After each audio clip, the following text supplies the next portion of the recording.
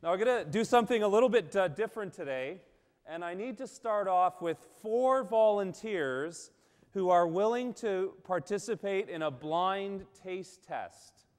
So this is a taste test, so if you have any food allergies, don't volunteer.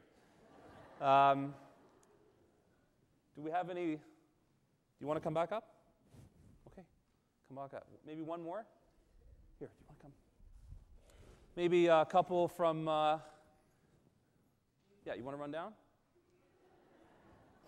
Okay, we need one more. You want to come? Okay, Ruth, you want to? Okay. Okay, can I tie this around your...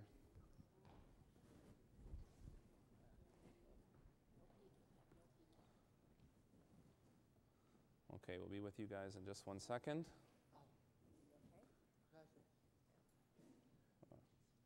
Sorry if I pull on your hair a little bit. Is that okay?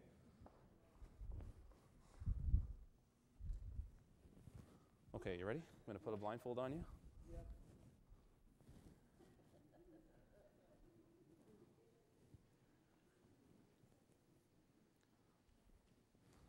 Okay, so now that you guys are blindfolded, I'm just going to lead you over here.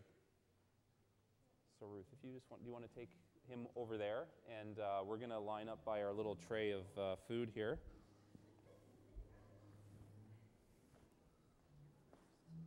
Okay, so we're going to...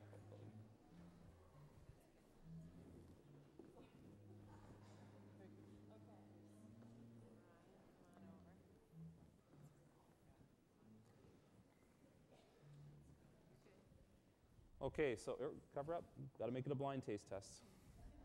Okay, so I have some little bits of food on some toothpicks. I'm going to hand you a toothpick each, and I'm going to see if you can tell me what's on the toothpick. Okay, we'll just be, you're okay. Yeah, or take it off and put it in, whatever. Yep.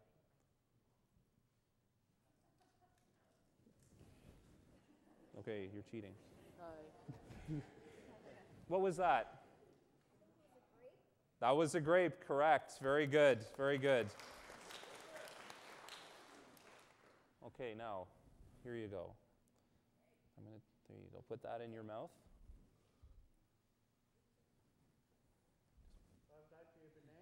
That's a banana, that's right. Very good, very good.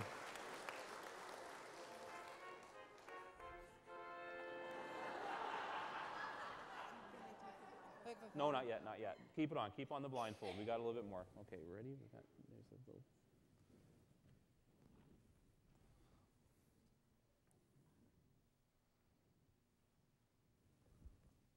No, don't look yet. Don't look. Okay.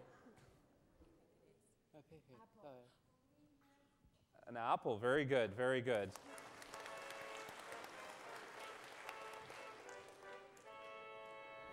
Okay, now you're getting a slightly more complicated one, okay? So there it is. I'm going to put it in. There you go. That one's a little trickier, I think. Apple. No, you put it in your mouth. See if you think. Yeah, apple. Close. Very similar. This is a harder one. We don't eat this nearly as much. Try it again. It's a pear, actually. Yeah, we don't always have pear, so... Okay, well, there's a couple more here. There's a couple more. All right.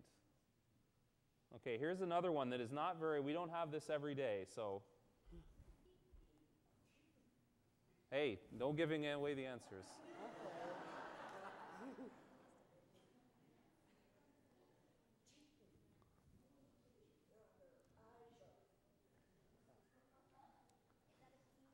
That was kiwi. Very good.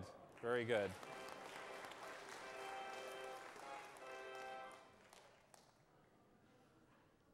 Okay, are you ready here? Yep.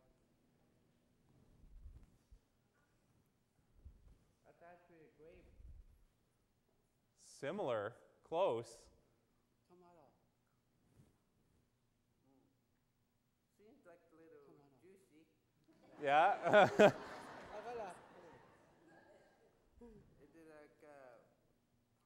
something? Good guess. You know what? I really, this was not even fair. It was actually a little grape tomato.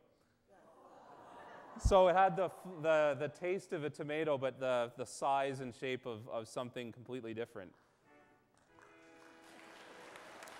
Okay, you ready for one more? Okay, this one you're just going to take straight in your hand. Don't put it all in, okay? Just it's got a little bit of a peel there. Just taste.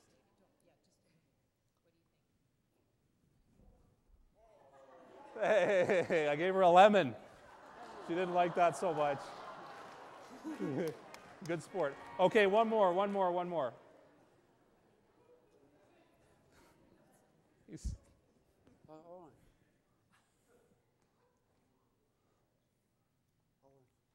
Very good. That was an orange. Okay, can we have a big thank you to our volunteers? Okay, I'll take that from you. Okay, we'll just take these blindfolds off. You were all excellent. Thank you very much. Congratulations. Thank you. Thank you very much. Thank you very much. Okay, we'll give you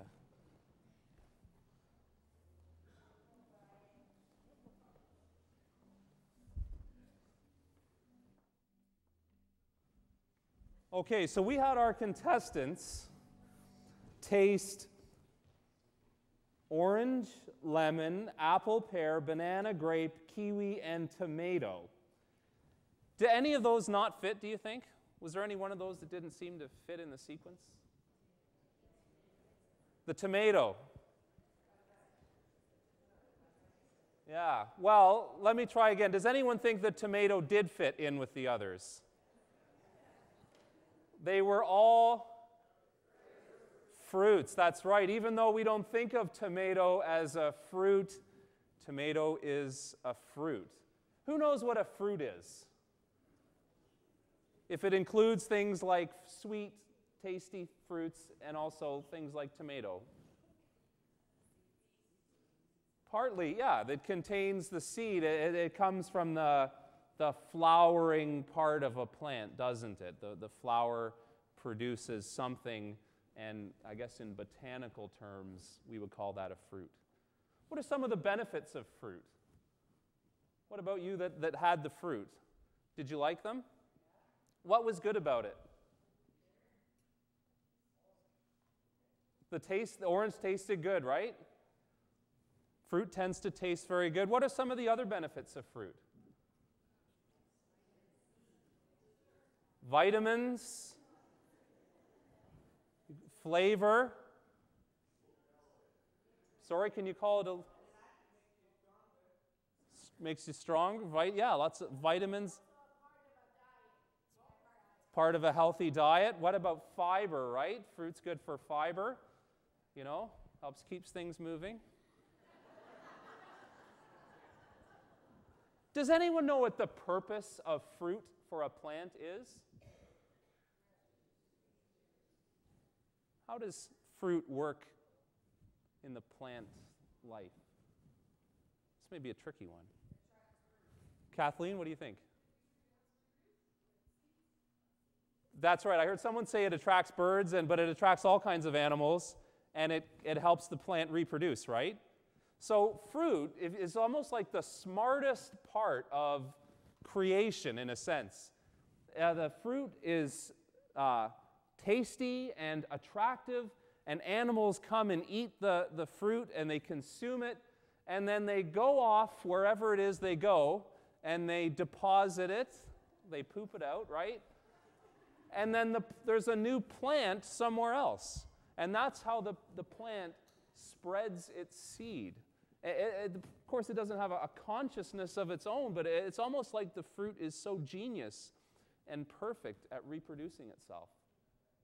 I don't think fruit is just attractive to animals. It's attractive to us as well. Ever since Emily, our little girl, was big enough to eat solid food, she's always enjoyed fruit. You can't put enough of it in front of her. Right now at home, she has a little storybook. It's about a little girl who goes apple picking with her family. And at bedtime, we ask Emily, what story would you like? And she goes, apple picking, apple picking. Fruit is so attractive to each of us in so many ways. Fruit also serves as a metaphor for other things that are positive. Fruit, for example, is the fruit of our labors, which means the reward that comes from hard work.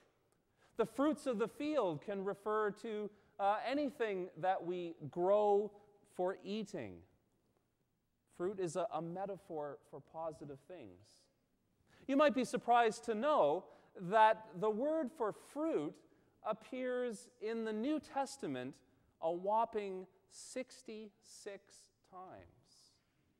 You might be surprised to know that. I was surprised to see how often and frequently fruit appears. And it's used in different ways. In the letter of James, we find that wisdom from above, or wisdom and insight that comes from God, is known as the good fruit. In other words, wisdom that comes from God is something to be savored and enjoyed like a nice piece of fruit. Jesus uses the term fruit to refer to a good or righteous deeds. Jesus told his disciples, "Go and do good fruit. Go and do good to others." He said also to his disciples, the world will know you by your fruit. In other words, they will recognize that you are my followers by the good that you're doing. A few minutes ago, we heard a reading from Paul's letter to the Galatian Christians, and he talked about the fruit of the Spirit, and he referred to things like love, peace, joy, gentleness, kindness, faithfulness. What do you think Paul meant by calling these things the fruit of the Spirit? Anyone have any idea? Sometimes it's not fair when these Bible writers use metaphors, is it? Pardon? Apple tree. Yeah. Apple tree? Tree, yeah. It's like that. He's saying these things are like that.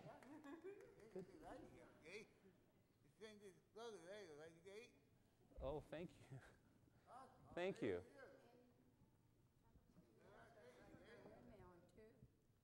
Like that, isn't it? Exactly.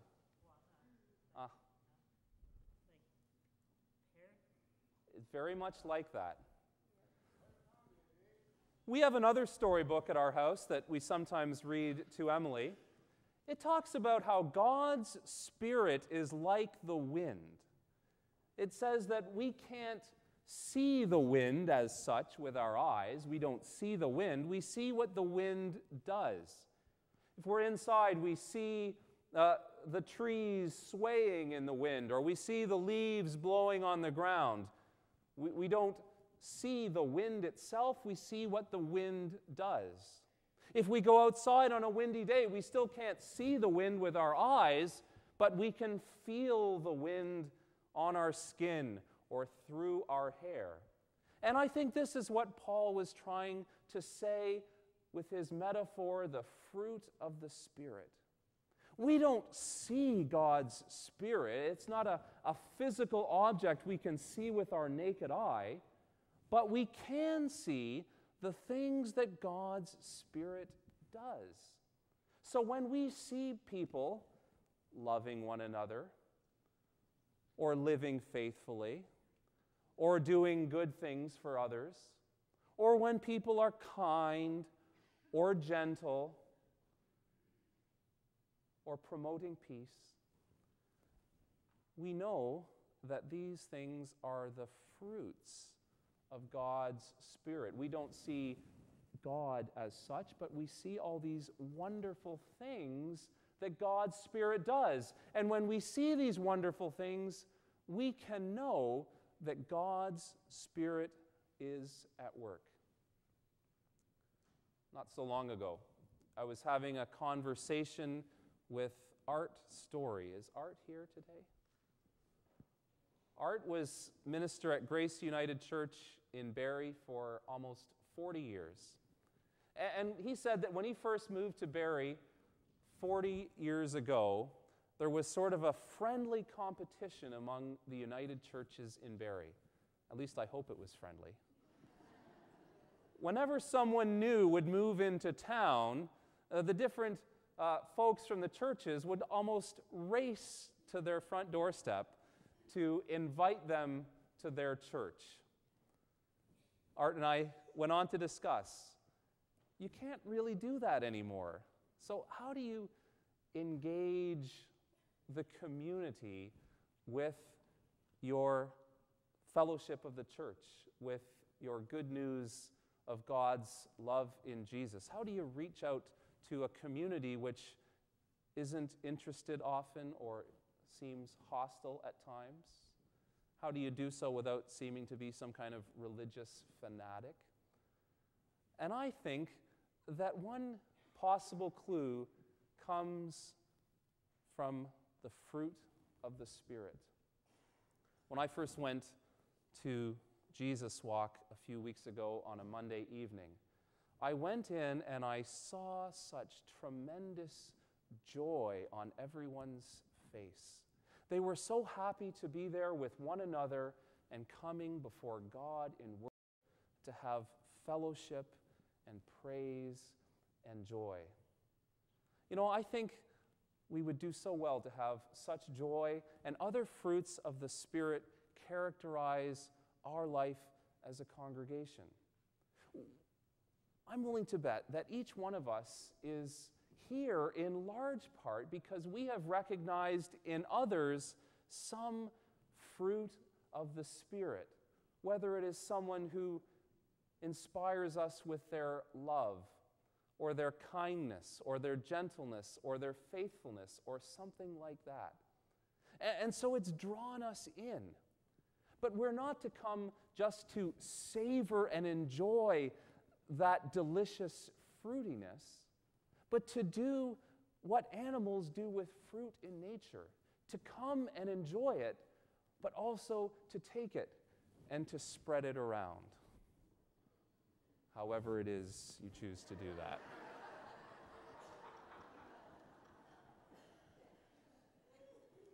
So I think in our day and age, there's a wonderful message for us in Paul's metaphor, the fruit of the Spirit. Our next hymn is printed in your bulletin. It's from the hymn book, but it's in the bulletin, Fruit of Creation.